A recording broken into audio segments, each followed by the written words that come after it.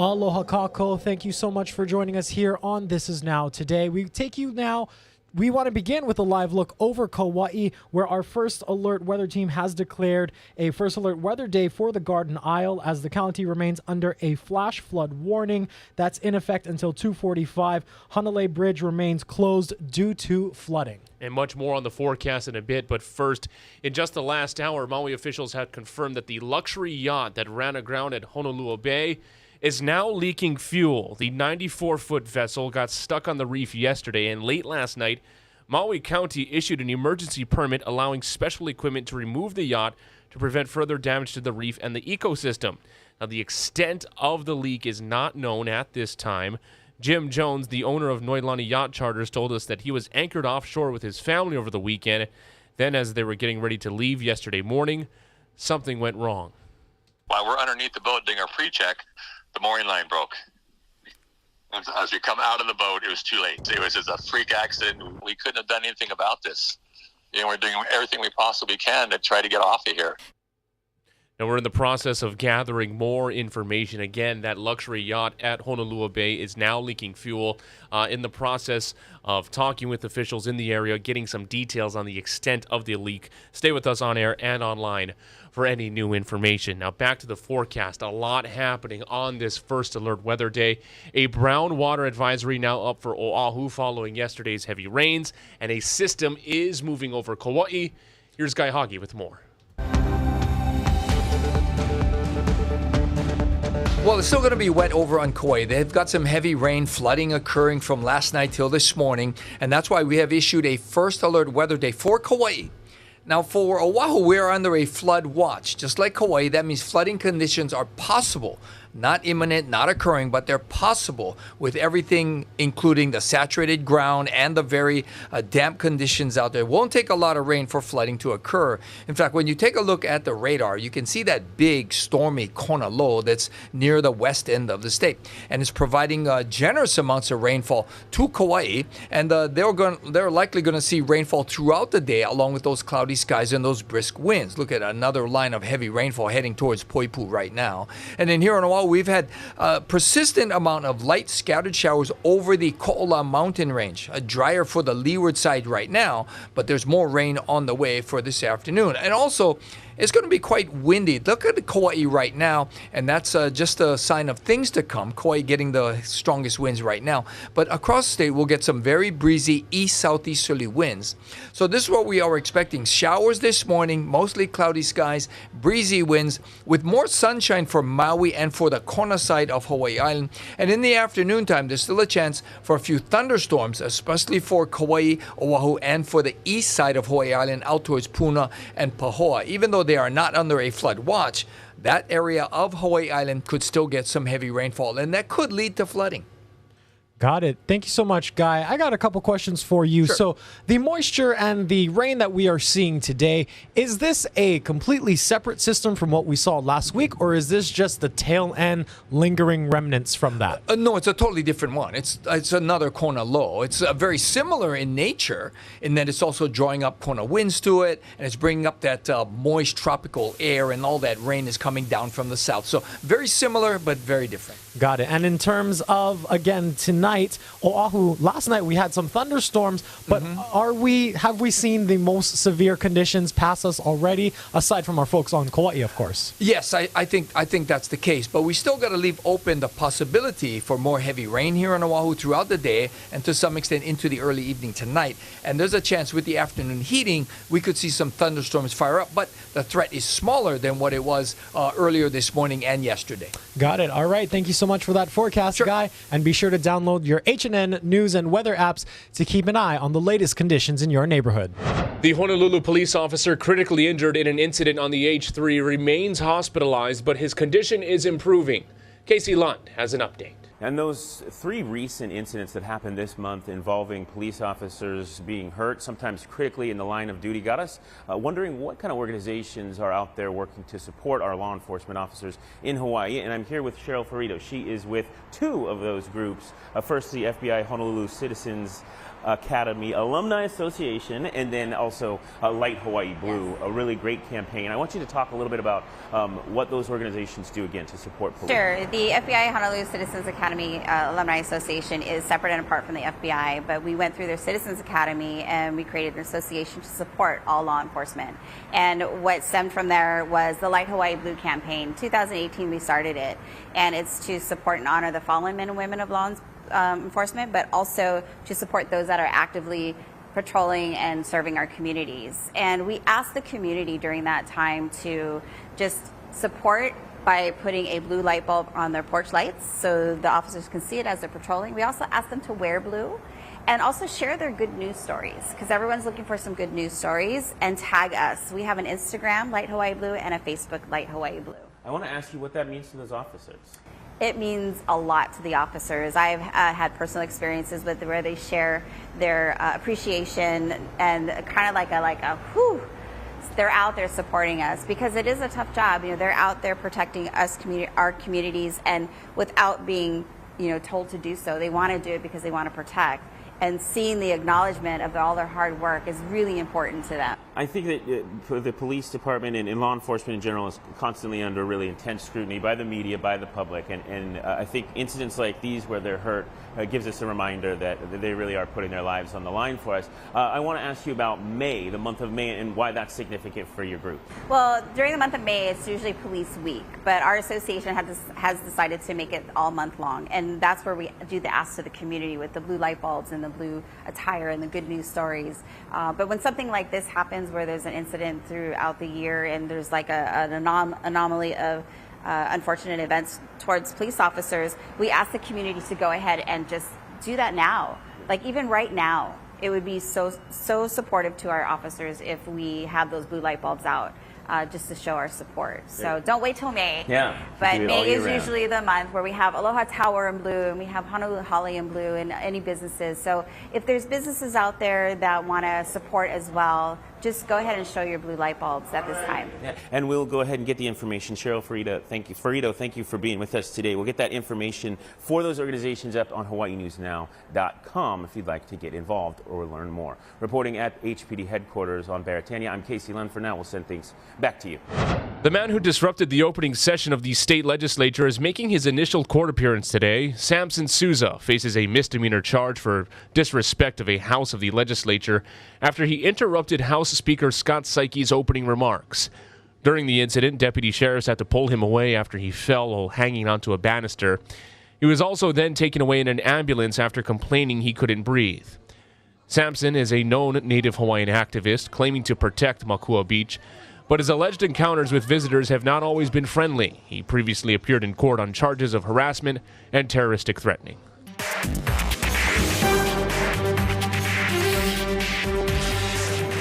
In international news, a day after meeting with Ukraine's President Zelensky in Kyiv, President Biden is now in Poland, meeting with leaders. Joining us with more on that is Hawaii News Now Washington correspondent John Decker. John, thank you so much for joining us, tracking everything that is happening with this administration and the White House. Now, first off, you were at the president's speech today at Warsaw. What were some of the speech's themes, and did any headlines emerge? Well, the main theme here that the president wanted to deliver is that NATO remains unified, NATO remains strong, and will remain strong in terms of opposing Russia and supporting Ukraine in the war that has been going on almost one full year since February the 24th of last year. The president pledged to continue providing that military equipment, that humanitarian aid to Ukraine. And in addition to that, as far as news is concerned, he accused Russia of committing crimes against humanity. Why is that? The president said that Russia continues to target civilian areas and residential neighborhoods. That is against international law. We'll see what the next step of the administration is formally in terms of pursuing those charges against leaders representing the highest levels of the Russian government. Now, what else is on the president's agenda before leaving Warsaw? The president is meeting with what's known as the Bucharest Nine. Those are the 9 NATO leaders representing countries in NATO on the eastern flank. The president wants to make certain that they know that NATO is fully committed to protecting those 9 countries. The NATO charter dictates that an attack on one is an attack on all. That being said, those 9 countries are very much concerned about Vladimir Putin taking the war beyond Ukraine and perhaps coming into the eastern flank of NATO. So the president also wanted to talk about what the eastern part of NATO can expect as it relates to the weeks and months ahead. It's expected that Russia will launch a spring offensive against Ukraine, and the president wanted to make certain that all of the military necessities that Ukraine wants and needs gets to Ukraine through these 9 countries. Now, about Russia, President Vladimir Putin had his State of the Nation address today. What did he have to say about the war in Ukraine? Well, he claimed falsely that Russia is winning the war against Ukraine. He also falsely claimed that it was the U.S., the West, NATO that started the war. That's what he's been telling his people in Russia, and they get their news from Russian-controlled media. So they have no other source for essentially the truth as it relates to what's been happening in Ukraine.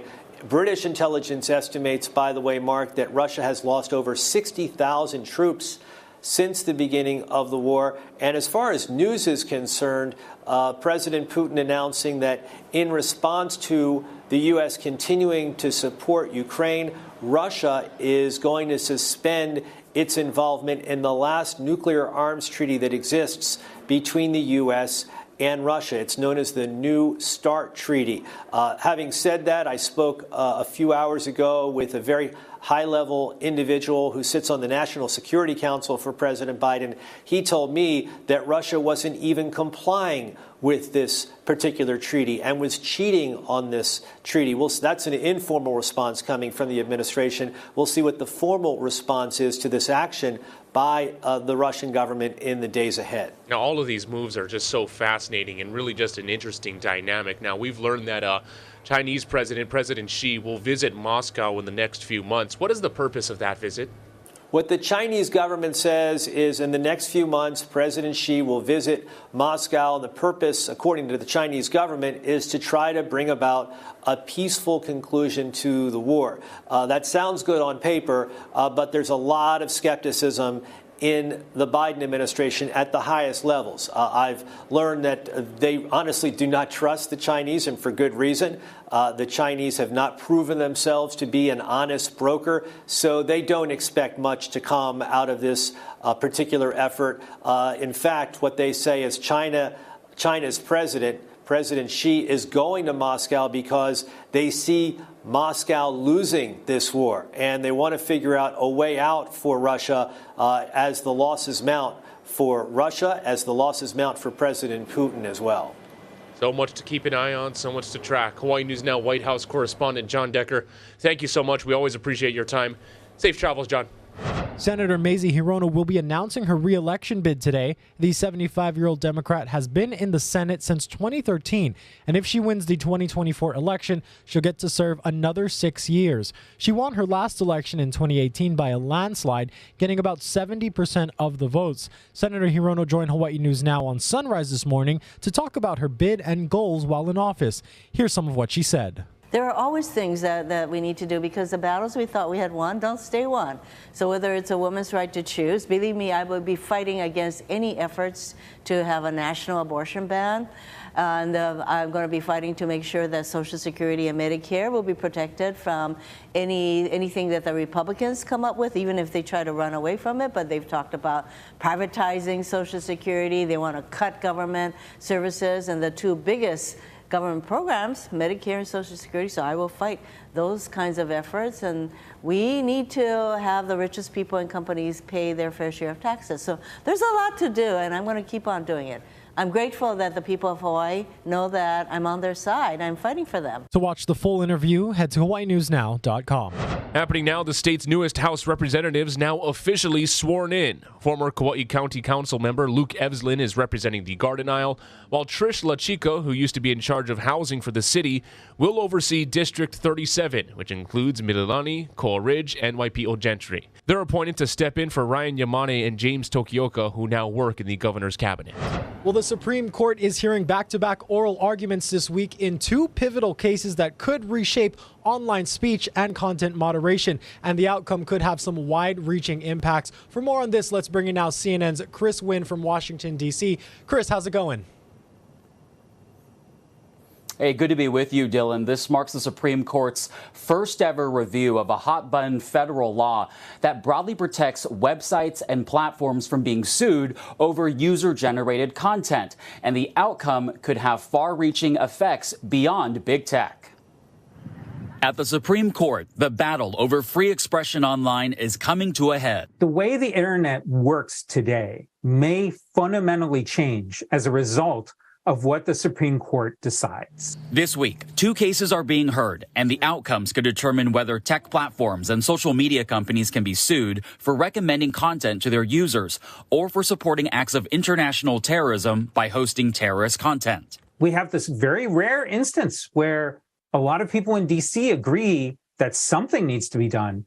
They haven't been able to meet that point where they can actually agree on the answer. At the heart of it all, Section 230 of the Communications Decency Act, a 27-year-old federal law that protects websites like Google, Twitter, and others from lawsuits over what their users post online. Some Democrats, including President Joe Biden, say it prevents tech giants from being held accountable for spreading misinformation and hate speech. But many Republicans allege that it gives big tech a license to censor conservative viewpoints. The Supreme Court's ruling exposes how vulnerable the internet is to regulatory interventions and how at risk we are of being faced with a very different internet. Some experts question if the justices are equipped to make a sound decision, partly because they don't use social media enough to fully understand it. It's a structural problem with Supreme Court that when they make legislative-like decisions, they don't have the expertise the legislature has, and they don't hear from all the people that might be affected. Potentially adding to an uncertain playbook over how to regulate online speech. The Supreme Court heard one case today against Google. They'll hear another case tomorrow involving Twitter. Rulings in both cases are expected by the end of June. Reporting in Washington this afternoon, I'm Chris Wynn, Hawaii News Now. Dylan? Chris, thank you so much for that report. I've got a question for you. It's clear there is obviously a lot at stake here with these decisions. What are some of the routes that the Supreme Court could end up taking? Yeah, this really comes down to Section 230, the Communications Decency Act. The court could decide to leave it as is. They could potentially narrow the scope of that legal shield, or they could just get rid of it completely, which would then likely change how companies operate in order to avoid liability. Dylan? Got it. Thank you so much for this report, Chris. Joining us from Washington, D.C., CNN's Chris Wynn. Nice to see you again. In efforts to be more eco-friendly, United Airlines announces it is opening a sustainable flight fund to boost sustainable aviation fuel production. It is starting with a $100 million investment from a number of corporate partners, and the carrier plans to use this money to support green fuel initiatives. The company said it will start displaying emissions estimates to customers who purchase tickets through the airline's website, and will also provide the option for passengers to donate to the fund. Giving you guys one more live look outside. This is Na Wili Wili over there on Kauai. As you can see, a lot of brown water happening as a result of all that rain and runoff. So if you see brown water, stay out of it. But again, we are tracking some severe weather for the western end of the state. Well, football season is over, but many in the entertainment industry still buzzing over Rihanna's spectacular halftime show. Of the near 300 dancers involved, 3 were from Hawaii and handpicked to join her on stage. In the middle of Rihanna's dazzling halftime spectacle, 3 Hawaii dancers in the opportunity of a lifetime. Summer Waikiki, Sienna Lalau, and Desmond Sullivan, longtime friends that grew up on Oahu and all separately moved to LA for a career in dance. Super Bowl is like next level, definitely every dancer's dream job. The feelings and the emotions I had in that moment was actually really crazy because Super Bowl has always been one of my biggest dreams. If you believe it, you can do it. And that's like me and Sienna are perfect, and Summer are perfect, like we just believed in something. They've become young stars in a competitive industry and each got the big game call after previously working with Rihanna's choreographer. And the months-long preparation, intense. I think it would be from like 3 p.m. or 5 p.m. to 2 a.m. in the morning, every day, just going at it, trying to perfect this 13-minute show. Being on that stage and actually seeing the audience there and looking to the right and seeing Rihanna like on her platform, like the show's about to start. And on my in-ears, they're like 30 seconds and you can hear the intro to the halftime and like, it's honestly incredible. An emotional mix of excitement, nerves, and chicken skin. A show they've since rewatched hundreds of times. Being a part of the puzzle, you don't ever get to see what's really going on because you're so focused on like doing your job. So it was really cool to like sit back at home and see all the shots and see all the camera angles. Watching the final product and knowing how hard we all worked and getting to experience the work ethic of all these other amazing dancers in these rehearsals and watching it come into fruition is crazy. Like, it really makes me emotional. Collectively, they've worked with popular names in music: Cardi B, J-Lo, Kanye West, and BTS. And more star-studded performances are ahead. And they've all shown they can shine on the biggest stage. Mark Carpenter, Hawaii News Now.